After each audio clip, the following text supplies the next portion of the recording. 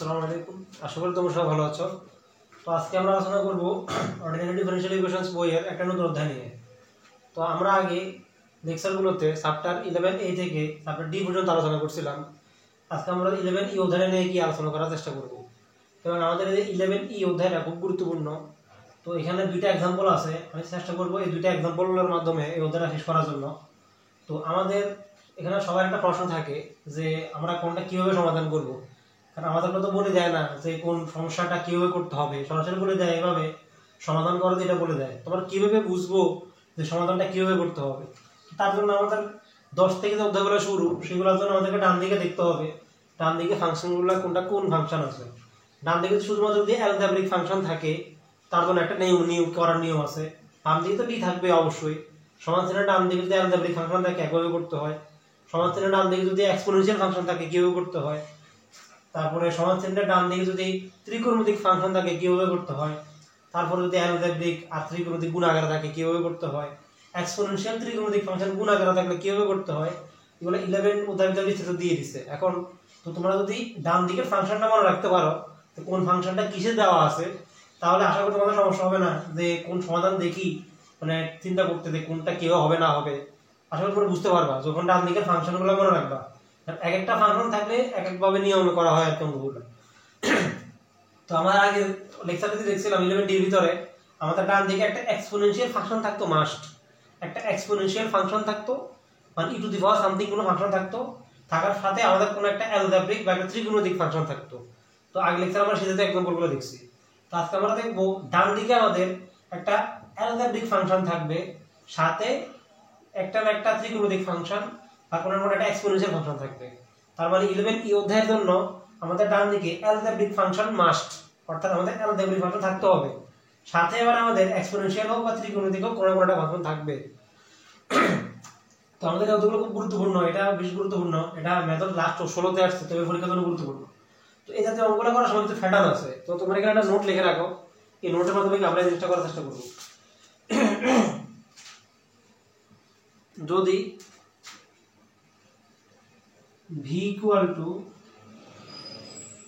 v of x হয়, অর্থাৎ v যদি একটা x এর ফাংশন হয়, তবে 1/f of d, তবে 1/f of d into v of x, f of d v of x v equal মানে v of x মানে x v of x equal x into 1/f of d into v মানে v of x minus f prime of f of d divided by f of d square into v of x তোমরা এই নোটটা মনে রাখবা। তখন আমরা ডান দিকে একটা শুধু x থাকবে, মানে একটা x থাকবে, তার সাথে হয় কোন একটা x এর ফাংশন থাকবে বা কোন ত্রিকোণমিতিক বা কোন এক্সপোনেনশিয়াল কোন একটা ফাংশন থাকবে, তখন সেটাকে এইভাবে সমাধান করতে হয়। তার মানে x টা আগে থাকবে 1/f of d, মানে f of d তে থাকবে, মানে d তে যেটা থাকবে সেটা 1 লিখতে হবে। আর ডান দিকে x ব্যতীত যে ফাংশন থাকবে, যেমন এখানে cos x আছে, সেটা এইভাবে লিখতে হবে। মাইনাস দিয়ে যে f of d টা থাকবে তাকে একবার অন্তরীকরণ করব, তার নিচে f of d আছে সেটাকে একবার স্কয়ার করব, ফাঁসে ওই x বা যেটা থাকবে ফাঁসে এই ফাংশনটা সেটা লিখব। এটা হলো শুধুমাত্র ডান দিকে শুধুমাত্র x আর একটা অন্য একটা ফাংশন থাকলে। তো আমাদের দেখতেছি এখানে x নাই, x স্কয়ার আছে। তো x স্কয়ার থাকলে কি রকম করতে হবে আরেকটা নোট লেখো। আবার যদি v of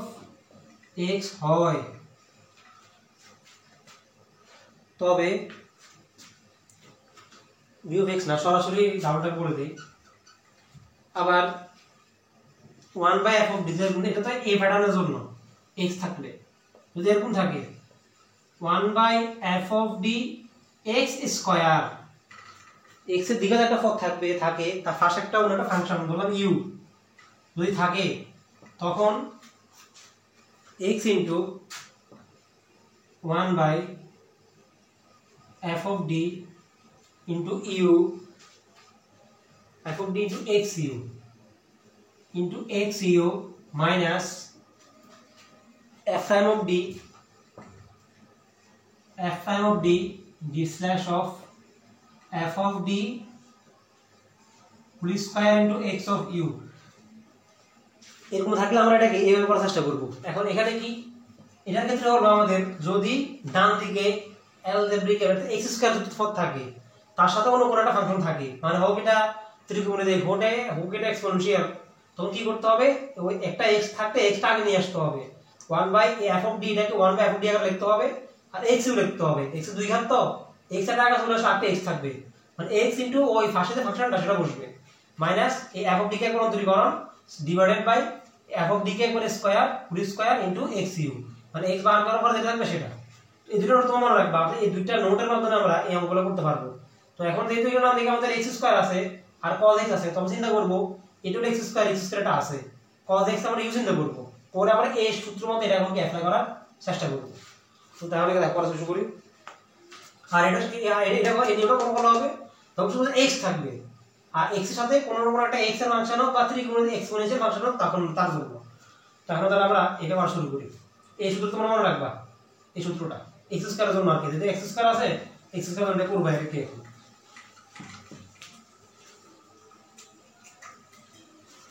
তো দেখো তাহলে আমরা শুরু করি। তো যেহেতু আগের মতো এখানে আমরা যেটা লিখছি এটা তো পার্টিকুলার ইন্টিগ্রালের জন্য, তার আগে তো একটা কমপ্লিমেন্টারি ফাংশনের সমাধান আছে yc, সেটা বের করে ফেলি সর্বপ্রথম আগে। তো এখান থেকে আমরা অক্সিলারি ইকুয়েশন কিভাবে বের করব, আমরা d কে m এর দ্বারা প্রকাশ করব, করে এখান থেকে আমরা অক্সিলারি ইকুয়েশনটা বের করার চেষ্টা করব। তাহলে এখানে আমরা অক্সিলারি ইকুয়েশন কিভাবে লিখি, d কে m এর দ্বারা প্রকাশ। তো অক্সিলারি ইকুয়েশন সমান m square minus 1 equal to 0, বা এখান থেকে লিখতে পারি আমরা m স্কয়ার ইকুয়াল টু 1, তার মানে সুতরাং m সমান পাইছি আমরা প্লাস মাইনাস 1। তাহলে দুইটা মূল, একটা প্লাস 1 আর একটা মাইনাস 1। তো মূলগুলো যদি মানে ভিন্ন ভিন্ন হয় তখন কমপ্লিমেন্টারি ফাংশন মানে y কে আমরা কি জানি a * e two the power x plus b * e two the power minus x, একবার প্লাস এর জন্য এক মাইনাস এর জন্য। তাহলে তোমরা বুঝছো। এখন আমরা y কে নির্ণয় করব, সরি পার্টিকুলার ইন্টিগ্রাল pi নির্ণয় করব, তার জন্য কাজগুলো আর কি এই পার্টিকুলার ইন্টিগ্রাল, তার মানে এখান থেকে আমরা y pi নির্ণয় করব। তো y নির্ণয় করতে আমরা এটা 1 বাই লিখি, 1 বাই এই যে d স্কয়ার মাইনাস 1 এটা লিখলাম, আর ডান দিকে ফাংশনটা থাকে সেটা লিখলাম x স্কয়ার ইনটু কত cos x এখানেটা লিখছি। তো আমাদের সূত্রটা জানি, সেই সূত্র এখানে অ্যাপ্লাই করব। তো দেখছিলাম আমরা x এর দিকে থাকলে x টা আগে আসে, তো x টা আগে আনলাম d স্কয়ার মাইনাস 1 x টা আগে আনলাম, তারপর এখান থেকে আরেকটা x বাকি আছে না, সেই x টা বসবে পাশে যে ফাংশন থাকে সেটা বসবে। আমাদের সূত্রটা লিখছিলাম সেই সূত্রটার মতো মাইনাস উপরে থাকতো কি আমাদের যে f অফ d ফাংশনটা স্থানান্তরীকরণ, তো d স্কয়ার মাইনাস 1 কে স্থানান্তরীকরণ করব, তো d স্কয়ার করলে পাবো 2d, 1 কে করলে পাবো 0, নিচে হবে কি এই d square minus 1 f of d K square, মানে d স্কয়ার মাইনাস 1 এটা স্কয়ার, পাশে বসবে কি আবার ওই x cos x। এটা আশা করি সূত্রটার মতো কিভাবে অ্যাপ্লাই করছি তোমরা এই জিনিসটা বুঝেছো। আচ্ছা তো দেখো আমরা আসলে করে এতটুকু পাইছি এখানে। তো দেখো তো এখন এই পর্যায়ে আসে আমরা দেখতেছি এখানে আবার কিন্তু একটা সূত্র যাচ্ছে, কেন কারণ ডান দিকে দেখতেছি এখন আবার x এর এক ঘাত চলে আসছে, x এর এক ঘাত আর cos x আছে, x এর এক ঘাত cos x আছে। তার জন্য আমরা প্রথমে যে নোটটা লিখছিলাম এক ঘাতের জন্য কি করতে হবে, এখন তাই আমরা সেই সূত্রটাকে অ্যাপ্লাই করতে হবে। তাহলে এটার জন্য একবার সূত্র আবার অ্যাপ্লাই করতে হবে এক ঘাতের জন্য, এটার জন্য সূত্র এখন আবার অ্যাপ্লাই করতে হবে এক ঘাতের জন্য, কারণ এখানে x এর এক ঘাত আছে তার জন্য। দ্বিঘাত আমি তো করে ফেলছি, ঠিক আছে, দ্বিঘাত করার পরেও দেখলাম যে এক ঘাত চলে আসছে, এখন এক ঘাতে যে আর ফার্স্ট সূত্রটা ছিল সেই সূত্রটা এখানে কি এখন অ্যাপ্লাই করব। তাহলে এখান থেকে লিখতেছি এটা বড় হবে, অঙ্কটা বড় x ইনটু, তো এক ঘাত থাকলে আমরা কি কাজটা করি, যে এক্সটা থাকে সেই এক্সটা আগে নিয়ে আসি, এই যে এক্সটা আছে সেটা বাইরে বসে ফেলছি, এই ভাটা আমরা করতেছি এখন পরে মাইনাস 2 দিয়ে এই ভাটা আবার করব। তাহলে x এখানে যে এক ঘাতের জন্য কি এক্সটা আগে আসে, আনলাম x, তারপর 1 বাই a d স্কয়ারটা মানে d ফাংশনটা ইনটু ডান দিকে শুধু cos x minus a f d square minus 1 কে রূপান্তরীকরণ মানে 2d 1 = 0 divided by d square minus 1 কে স্কয়ার ইনটু ডান দিকে এই পাশে cos x। আমরা একটা পার্টের জন্য করছি, অর্থাৎ আমরা এই অংশের জন্য এক ঘাতে যে সূত্রটা দেখছিলাম ফার্স্টে সেটা অ্যাপ্লাই করছি, মাইনাস দিয়ে এটা তো আবার অ্যাপ্লাই করব। তো মাইনাস 2d তো একটা আছে, এটা বসা ফেলি বাইরে, তো এখানে আবার 1 বাই তো আছে, তো আগে আমরা কাজ করি, তো এক্সট্রা আগে চলে আসবে 1 বাই f অফ d টা বসবে d square minus 1 whole square ডান দিকে cos x টা বসবে cos x টা মাইনাস উপরে এখানে লিখতেছি উপরে কি বসবে উপরে বসবে d square minus 1 whole square তার অন্তরীকরণ এখন d square minus 1 whole square অন্তরীকরণ করলে কত পাই x to the power n এর সূত্র 2 ইনটু d স্কয়ার মাইনাস 1 তো d স্কয়ার তো x না আবার অন্তরীকরণ যখন করব তখন পাবো এখান থেকে 2d তাহলে এখান থেকে তাহলে 4d into d square minus 1 তার মানে আমরা এই জিনিসটা যখন অন্তরীকরণ করব পাবো 4d into d square minus 1 তো লিখতেছি এখন এখানে উপরে 4d into d square minus 1 নিচে কি বসবে f অফ d কে একবার f অফ d এর স্কয়ার তো d স্কয়ার মাইনাস 1 স্কয়ার তো আছে এটা যখন আবার স্কয়ার করব তখন d square minus 1 to the power 4 হয়ে যাবে একবার তো স্কয়ার আছে আরেকবার যখন করব 2 গুণে 4 হয়ে যাবে টু দি পাওয়ার আসলে তোমরা এটা বুঝছো এটা বড় হবে তাহলে আমরা এখানে এই দুইটা ফার্টের জন্য এখানে আবার দুইবার করে ফেলছি এখন এই অংশটা তো বড় হওয়ার সম্ভাবনা থাকবে আমি একটু শর্ট করার চেষ্টা করি উপর করে মুছে দিচ্ছি উপর থেকে করি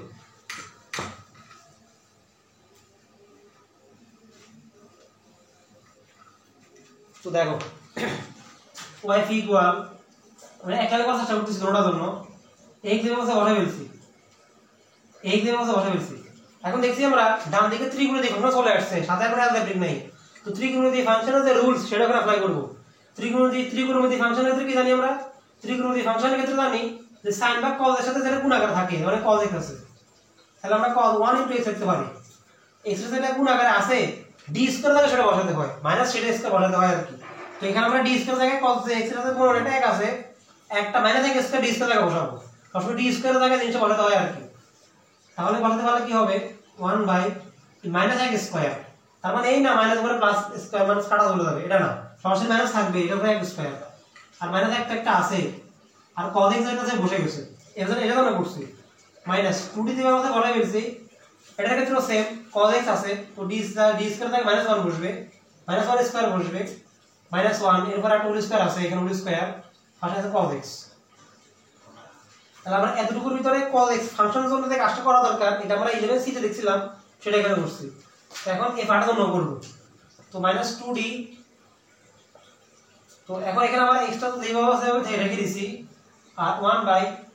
তো এখানে দেখতেছি আবার cos এর ফাংশন আছে মানে ত্রিকোণমিতির ফাংশন আছে তো d স্কয়ার থেকে -1 স্কয়ার বসাবো আর কি যেহেতু cos x আছে -x স্কয়ার -1 স্কয়ার ইনটু কত cos x মাইনাস দিয়ে 4d ইনটু আচ্ছা এখানে কাটাকাটি করে ফেলি d স্কয়ার -1 একটা এখানে তিনটা তাহলে এখানে থাকবে তাহলে এই সরল করে ফেলি এখানে চারটা ছিল তো তিনটা থাকবে তাহলে উপরে 4d যেভাবে থাকবে ঠিক থাকবে আর এখানে d স্কয়ার আছে তো তার -1 বসবে তাই ভাষাটা cos x ছিল cos x আছে তো আবার cos x এর সাথে 1 আছে -1 স্কয়ার বানাতে পারবো তো -1 স্কয়ার -1 এটা কিউ আছে ভাষাটা cos x আছে আশা করি তোমরা এটাও কিভাবে করছি এটা বুঝছো আমাদের অঙ্কটা বড় সেজন্য মাথা ঠান্ডা রেখে করতে হবে আর কি এটা না বুঝতেছি এর মানে কাজ শেষ হ্যাঁ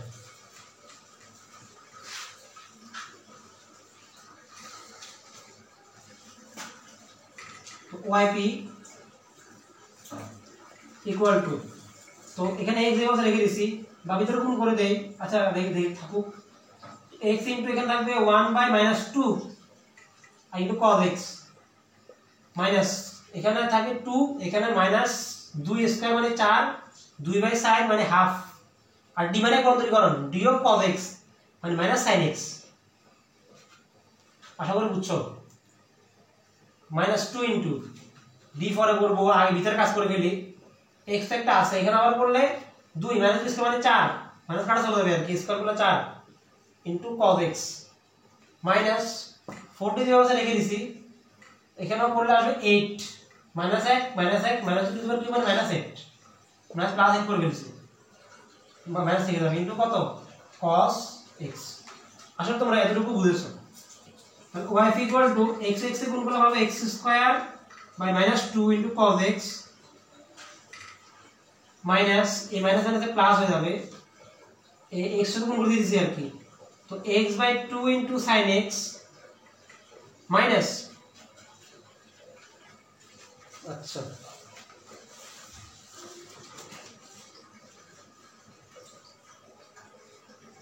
মাইনাস তো d বাই অন্তরীকরণ তো x তো এটা ধ্রুবক হিসেবে কাজ করতেছে তো x বাই 4 এটা দেবে রেখে দিছি আর দুই চারটা আছে এটা গুণ আকারে বসাইছি ভেঙে করতেছি আর কি d অফ cos x sin x cos অন্তরীকরণ sin মাইনাসে প্লাসে মাইনাস কাটাকাটি করলে এখানে 4 8 মানে 2 এটা ডাবল ডি আছে একবার ডি করে ফেলি cos কে বলে কত পাবো ডিটা লিখে ফেলি এখানে একবার এই -2d টা এটা রেখে দিছি এই ডিটা করে ফেলি আর এখানে একটা হাফ থাকবে d অফ cos x মানে কত মাইনাস sin x আর এখানে আমরা y পাচ্ছি x² / -2 cos x plus x/2 sin x আর এটা বলে পাবো x/2 মানে কোন আছে প্লাস sin x এখানে দুই দিয়ে কাটা আরেকবার d আছে মাইনাস মানে প্লাস sin x বা y পাচ্ছি আমরা -x² / 2 cos x plus x/2 sin x plus x/2 আচ্ছা একবার করছি cos স্কয়ার মাইনাস sin পাইছি হ্যাঁ sin x প্লাস sin কি বলে পাবো এখানে আমরা cos x আচ্ছা half into x² by cos x x plus half into x into sin x plus half into x sin x minus half into cos x plus cos x আচ্ছা একটা half বাকি ছিল এটা কোথায় গেছে আচ্ছা আমাদেরকে একটা অংশ ভুল হয়ে গেছে এখানে ডি প্রয়োগ করব না অন্তরীকরণ করব না ফাংশন তো দুইটা এখানে একটা x একটা ত্রিকোণমিতিক আমরা x রেখে দিয়ে ত্রিকোণমিতিক cos কে করছি আর কি cos কে রেখে দিয়ে আবার x কে করতে হবে u সূত্র করতে হবে আর কি cos u কে রেখে b কে রেখে u কে তো এখানে একটা জিনিস হবে এটা পরে লিখতেছি অর্থাৎ মাইনাস ছিল তো মাইনাস প্লাস এটা আচ্ছা এটা পরে তো মাইনাস x/4 sin x এ করছি x রেখে দিয়েছিলাম এখন cos রেখে দিয়ে x কে করব তাহলে x এর পাবো তো 1 তাহলে এখানে মাইনাস 2/4 তো 2/4 মানে হাফ ইনটু কত cos x একটা থাকবে আর এটা তো বাই 0 হিসেবে ঠিক থাকবে মাইনাস এখানে 1/2 d ইনটু কত এখানে অন্তরীকরণ করলে যে পরে করছি লিখে দিছি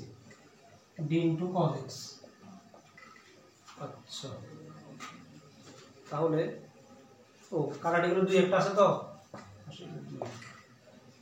তাহলে দুই কাটা চলে যাবে হ্যাঁ কাটা চলে গেছে আর cos কে করলে মাইনাস সাইন মাইনাস আছে প্লাস হ্যাঁ তাহলে এখানে মাইনাস হাফ cos x একটা আছে minus half of cos x তাহলে এখানে minus half of cos x একটা কি এখানে আছে তাহলে minus x²/2 minus x²/2 cos x plus x/2 sin x plus x/2 sin x minus half cos x আর plus cos x হ্যাঁ তাহলে এটা আমাদের নির্ণয় কি y বিটা তাহলে আমরা এই সমাধানের জন্য yc ও পাইছি yp ও পাইছি এখন জানার সলিউশন বের করতে হবে সুতরাং জানার সলিউশন সমান কত yc প্লাস yp